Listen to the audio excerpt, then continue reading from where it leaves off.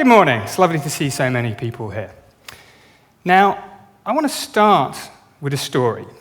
And it's a story about two philosophers, Ludwig Wittgenstein, who you might have heard of, and Catherine Elizabeth Anscombe, who maybe not. Elizabeth Anscombe was Wittgenstein's colleague, biographer, collaborator for many years. And the story is this. One day after breakfast, they were walking in the garden, and Wittgenstein turns to Anscombe and he says, "Why did people think it was more logical to think that the sun goes around the earth to give us night and day than the earth spinning on its axis that gives us night and day?" This is the kind of thing that Wittgenstein opens with after breakfast.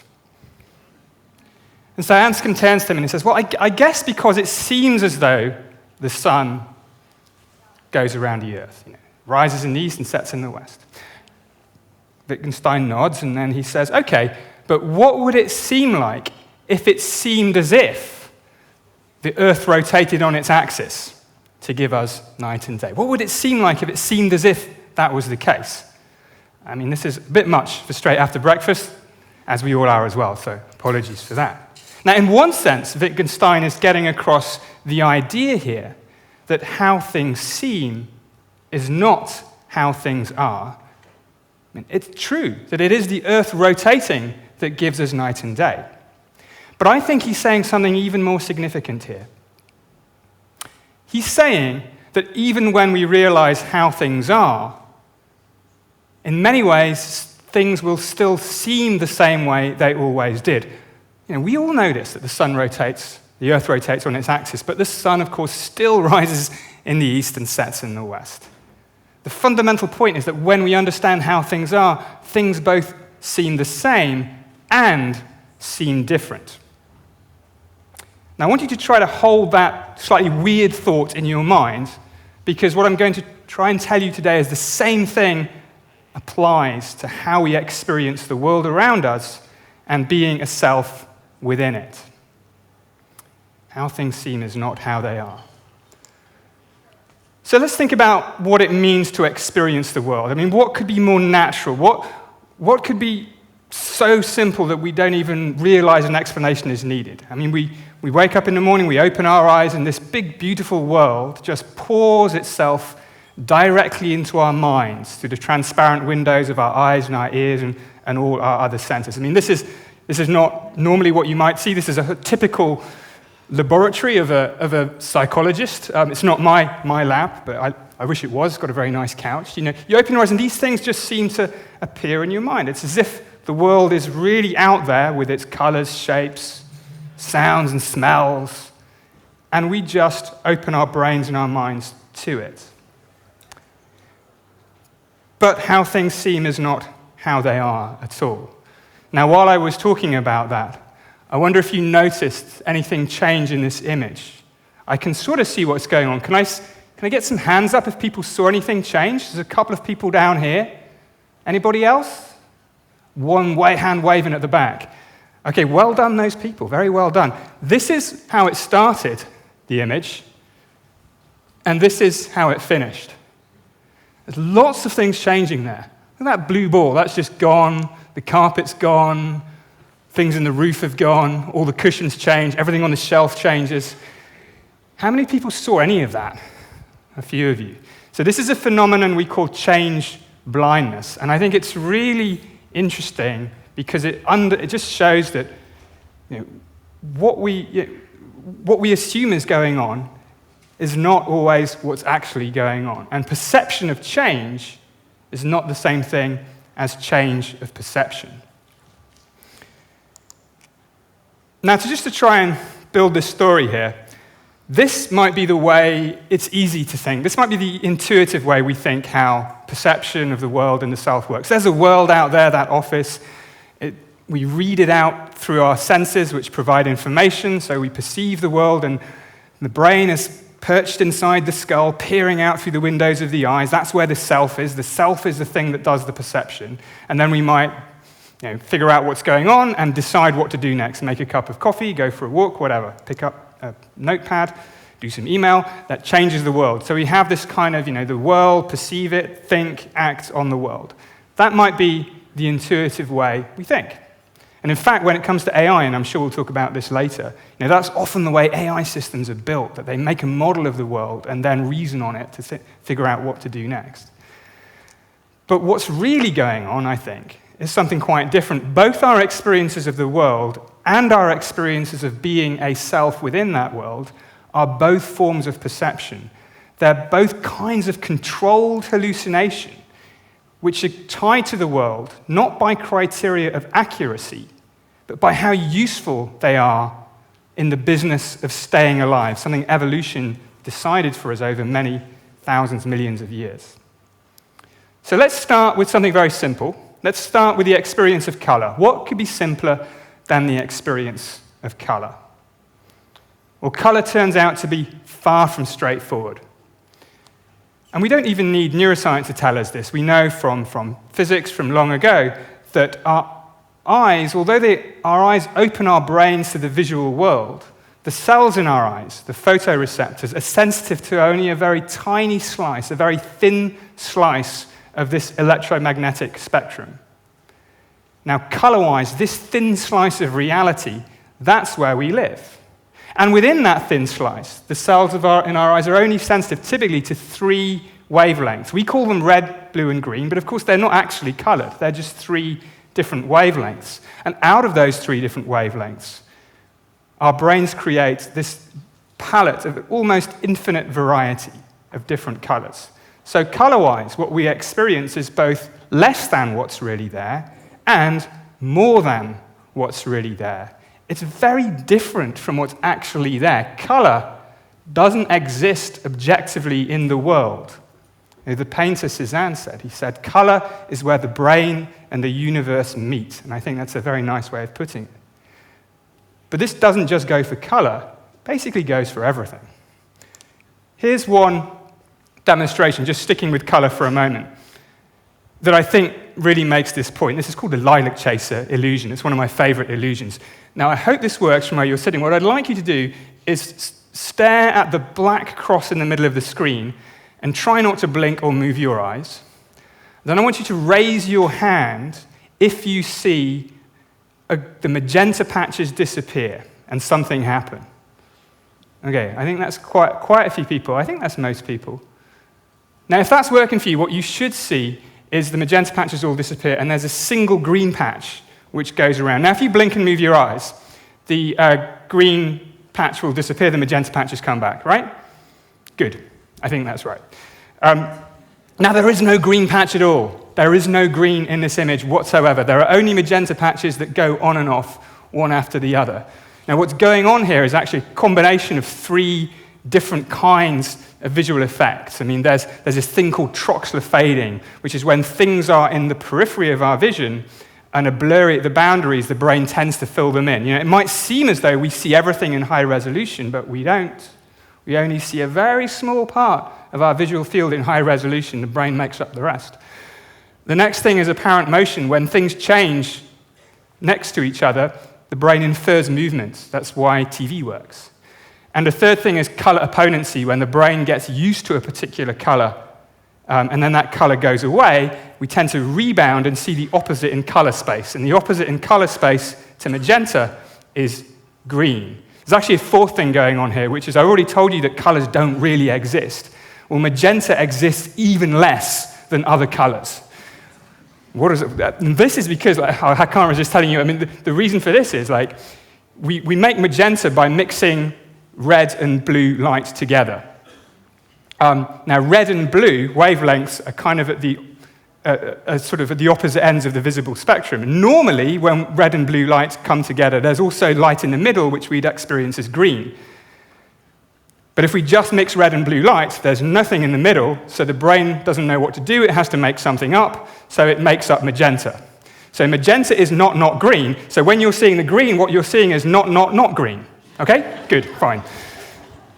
Now, the idea that makes sense of these effects that I've showed you so far, and I think that underpins everything that it is to be a human, to experience the world, each other, dinner, important things like that, is that your brain is a prediction machine, and that everything that you see, hear, and feel are nothing more than the brain's best guesses about the causes of its sensory inputs.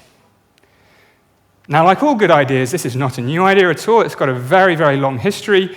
Goes back all the way in science and philosophy, at least as far back to Plato in ancient Greece, probably before. But Plato's where I like to start usually. Plato had this beautiful allegory of the cave, and in Plato's allegory of the cave, prisoners are chained to the wall of this cave, and all they see, all they experience are shadows that are cast by firelight on the walls of the cave. And they take the shadows to be real. They take that to be the real world because that's all they have access to.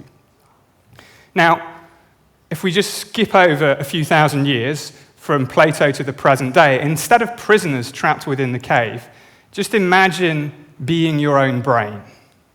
Imagine you are your brain, trapped inside this bony vault of the skull, trying to figure out what's going on out there in the world, or indeed in here in the body. Now, as a brain, all you've got access to are electrical signals. There's no light in the brain, there's no sound, let alone color. All you get are electrical signals which are only indirectly related to things in the world, whatever they may be. These electrical signals are noisy, they don't come with labels on, like I'm from a cup of tea or a can of beer, or even that I'm from the eyes or the ears. They're just electrical signals. So to make sense of these electrical signals, the brain has to engage in a process of informed guesswork. It has to combine these unlabeled, ambiguous signals with its prior expectations about the way the world is or about the way the body is to reach a best guess about what caused those signals.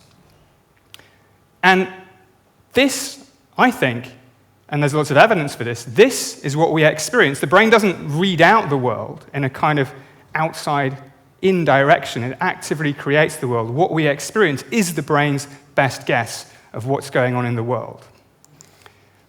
That's the content of our perception. One more example, actually two more very quick examples that just illustrate how our brain's expectations really shape what we experience in ways that we don't know. We're not aware of this process going on at all. This is called Adelson's checkerboard. How many people have seen this before? This is quite a common illusion. Quite a few of you. Not so many, though. So if you look at these two patches, A and B, hopefully they look to be different shades of grey. Is that right? Yes? Yes? Help me out. Do they look different shades?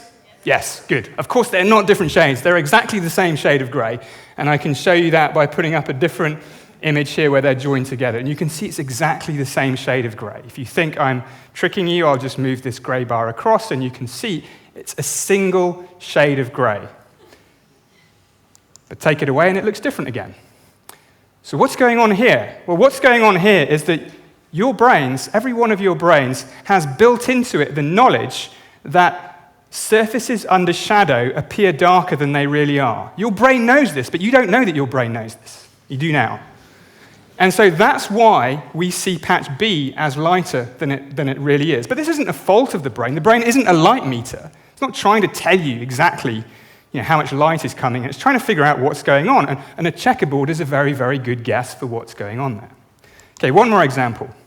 Faces. Faces for human beings and for some other animals are super important features of our environment. We depend a lot on recognizing faces. And every face that you've ever seen and that your ancestors going back countless generations have ever seen has pointed outwards, with a nose pointing outwards, and just like it's a convex, concave, I can never remember. It's an outward pointing face.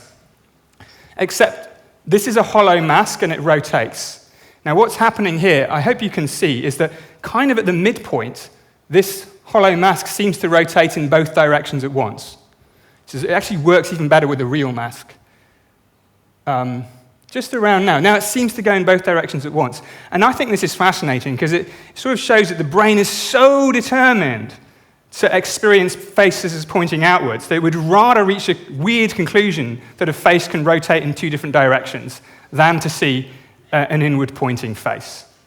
So our brain's expectations shape what we experience in ways that even knowing about it doesn't change. Like, I know that this happens, and I can't help seeing it that way. So, it's beyond our ability to control, but at least when we recognize what's going on, it might give us just this reason to question our tendency to believe what we see. Now, these examples, they really change up how we think about the brain. They do so within academia, within science as well. I mean, this is the kind of textbook image of the visual brain that I certainly saw when I started out in this field quite a few years ago. And it's of perception as this kind of bottom-up, outside-in process where signals come from the world and they percolate deeper and deeper into the brain, and more complex features are pulled out as the signals go in. This is the classic idea of perception as a reading out of the world. But the view that's emerging here, and what my lab works on a lot, is really something very different. That instead of perception depending mainly on signals coming from the outside world, it depends much more on the brain's top-down predictions that come from the inside out. And here, the sensory signals that seem to us to reveal the world are just used to calibrate the brain's predictions, to point to the differences between what the brain's expecting and what it's getting. And what we experience is not the sensory signals, but the top-down predictions. We don't passively perceive our worlds, we actively generate them. William James, one of the founders of psychology, he actually said as much back in 1890 when he said, whilst part of what we perceive comes through our senses, another part, and it may be the larger part, always comes out of our own heads. I actually think it's pretty much all of what we experience comes out of our own heads.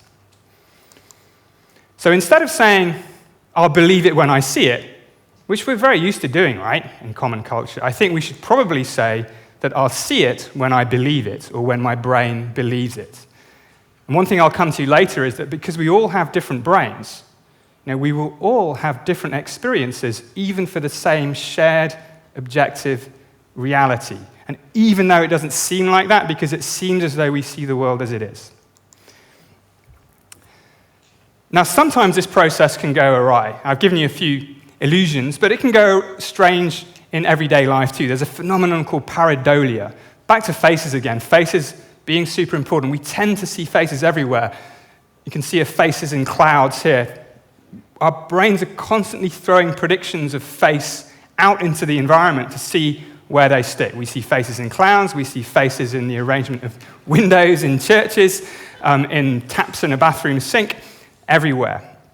And in my lab, we sort of were inspired by this phenomenon, and we wanted to know what it would be like if our brain predictions really sort of dominated the sensory information. What would experience be like? So what we did was we took what's now is a very old sort of AI machine learning network. This was called AlexNet. It was developed, nearly 10 years ago now. It was the first network in machine learning that was really good at classifying objects in images. You could show it an image and it would tell you what's in it, a dog, what breed of dog, and so on. But this network worked in a largely classical way, like information would come in from the image and it would flow upwards through the network, and the network would say what's in it. So what we did, being inspired by something that Google did, we used an algorithm called Deep Dream, which instead of having the network tell you what's in the image, we fixed an output, in this case something like dog, and then what we did was we flowed activity back through the network down to the image to update the image.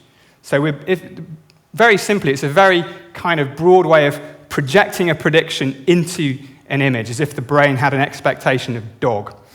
And so just to make it more fun, we did this. We took some panoramic video, 360-degree video of Sussex University campus where I work, and we took some participants, some volunteers, and strapped a VR helmet onto them and played this panoramic video through them so they could look around and see Sussex campus through this slightly weirdly transformed way. And I think you can see there are a few too many dogs here. Sussex campus doesn't normally look like this, although it is Freshers' Week next week.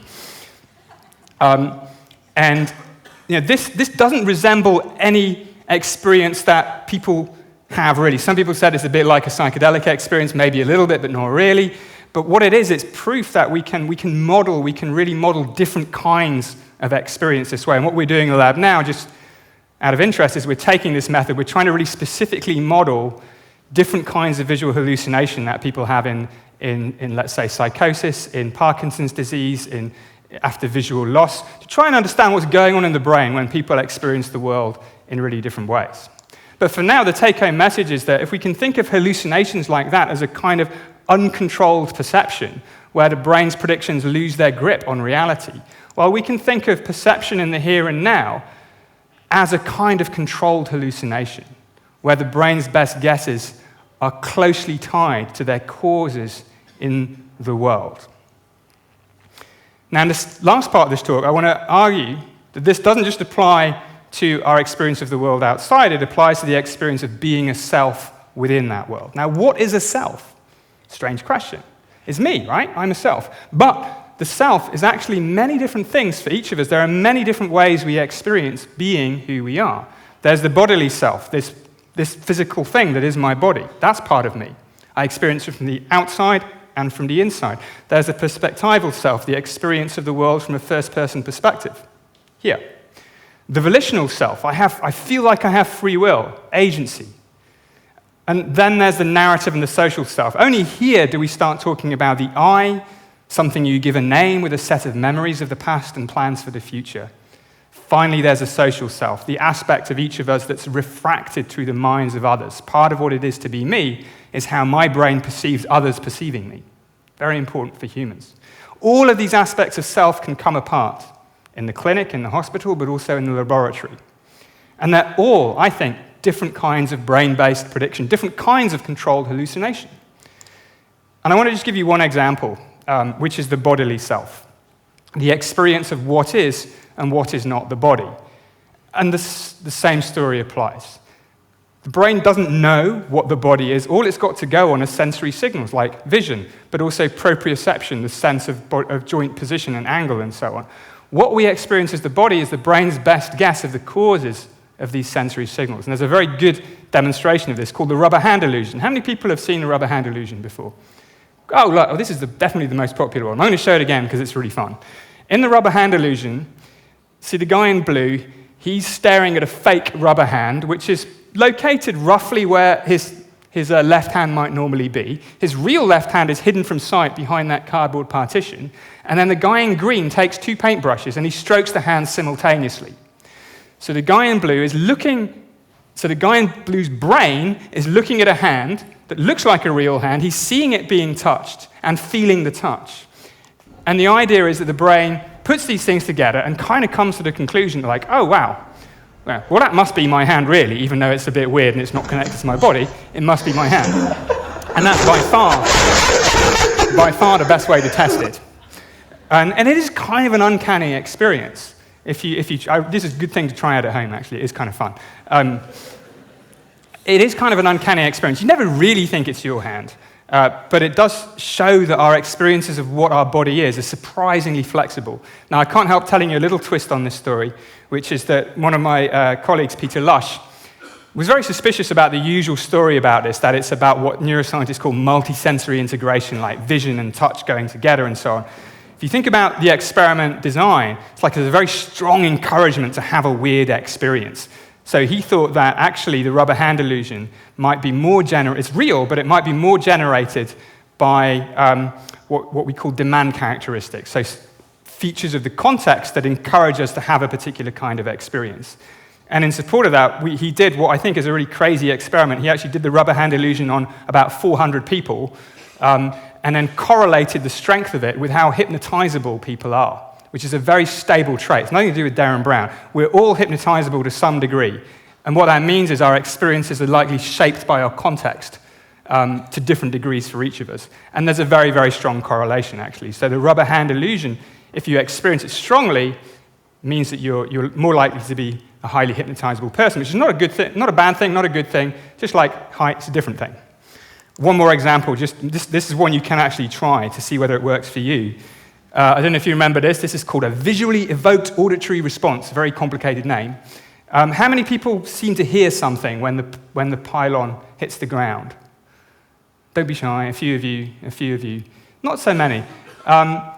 This was a big internet meme a while ago. Some people really thought they heard this thudding sound. There is no thudding sound. It's a silent movie. Again, this correlates very strongly with individual levels of hypnotizability. Okay. Now, the last thing about the self I want to say is that it's not all about just having a body. There's this sense of being a body, being a living organism. Emotions and moods and this basic sense of just being alive. And this brings up a whole different kind of perception called interoception, the sense of the body from within. In fact, a large part of our brain is geared not to figuring out what's out there in the world, but to perceiving, controlling, and regulating the physiological condition of the body itself. This is what we call interoception. As you know, we have many more than 5 senses. This is just a whole raft of other senses here. Blood pressure, heart rate, these kinds of things. They're all communicated to the brain through these channels. And the same thing again applies. The brain doesn't have direct access to what's in the body either, just as it doesn't have direct access to what's in the world. So again, there's this dance of prediction and prediction error. I mean, this is the theory. This is very hard to test. It's very hard to actually get inside the body and manipulate signals, as we can do, in vision and so on. But one thing I've been very interested in is this idea that this is how the brain perceives and controls the body through predicting the condition of the body and updating those predictions by data from within the body. But there's a key difference here, which is that predictions about the body are to do with controlling things rather than figuring out what's there. Like, the brain doesn't care where the internal organs are or what shape they are. It just cares how well they're working. And when we can predict something, we can control it very well, just like in a feedback control system. And I think this is really interesting because it sort of explains a bit about why different experiences are the way they are. Like, visual predictions underpin visual experience because the brain cares about where things are and how they're moving, so we experience objects in a kind of spatial frame. But when we experience things from within, what the brain is really interested in is how well things are going. So emotions don't have places in space. They're variations on good and bad. Things are going well, things are going less well. Different kinds of predictions, different kinds of experiences. Now, if you pull on this thread long enough, and this is what I've been trying to do in my work and in my book, what you come to is this kind of provocative idea that consciousness, which I haven't mentioned yet, but the subjective experiences that make us different from mere objects and that make us different from all AI, by the way, as well. Consciousness is much more closely tied to our nature as living, breathing, flesh and blood organisms. We aren't just meat-based robots that run self-programs in the meat computer of our heads. We are living organisms. And consciousness, I think, is very much part of that. This is a bit of a controversial thing to say. I mean, René Descartes, a famous philosopher, always gets a bashing and talks about the mind these days. But one thing he said was that about other animals, he said, without minds to direct their movements, animals must be regarded as unthinking, unfeeling machines that move like clockwork. Being a living creature had nothing to do with having the kind of conscious mind that we think is really valuable. I think almost exactly the opposite is the case. We perceive the world around us and ourselves within it with, through, and because of our living bodies. We are all beast machines. We're all living organisms, and that's why we are conscious, why we have our experiences of the self and the world the way we do. So to sum up, what we consciously experience depends on the brain's best guess of the causes of its sensory input. This is true for our experiences of the body as an object as well as the world around us, and it's true for our experiences of emotion, mood, and just being a living organism. And all of these experiences depend on the brain's fundamental role in trying to keep us alive rather than trying to figure out what's actually going on. So to bring this right back to the beginning, what would it seem like if it seemed as if our experiences of the world and the self were kinds of controlled hallucinations? Well, just as with night and day, things will seem completely different, but also the same way they always did. I think it just gives a different perspective. It complements our everyday way of being in the world. So I'm just going to stop in 30 seconds with a couple of implications. We can talk about this later. The first is AI is going to be a big theme today. If the story I'm telling you is on track, consciousness, for instance, has much more to do with being alive than being intelligent. AI at best can simulate conscious minds. It won't instantiate or give rise to them, even though it may be very convincing, even chatbots, things like that. And the last thing, Anil Seth said, we do not see things as they are, we see them as we are. And we're all different. Again, we all have different brains. So just as we all have different heights, body shapes, skin colors, we're all going to experience the world in slightly different or sometimes very different ways. A diversity, a kind of perceptual diversity, I think is very valuable. You'll remember the dress, right? Red, blue and black? Or white and gold? One or the other. Divided the internet, shows that we can all experience the same thing differently, but what gets overlooked by this example is it's not just the dress, this is happening for everything, everywhere, all the time. It's just that we don't normally notice it. And so here's something I hope maybe you can help me with. We have a project going at the moment called the Perception Census, which is trying for the first time to really map out this hidden landscape of perceptual diversity, how we each experience the world differently. It's a set of interactive little fun illusions and games and experiments that you can do at home on your own computer. We've had about 30,000 people take part in this, over 100 different countries so far, so it's a landmark experiment in psychology. And we won't sell you data, I promise. And it's trying to really do something that's not done before, understand this space of hidden diversity, because I think if we do that, then we can, there's an important thing we can recognize here, and this is the last thought to leave you with, that even though it seems as though we see things as they are, we don't. And recognizing that can encourage us to develop a kind of humility with respect to our experiences. You know, we get caught in perceptual echo chambers just as we do in social media echo chambers. And the only way to get out of an echo chamber is to realize that you're in one. So when we realize that our experiences are dependent on us and not just a characterization of the world that it is, I think that provides better platforms for understanding, for communication, and for empathy. So thank you very much for your attention. There's much more of this in my book. And yeah, I'm looking forward to the rest of the day.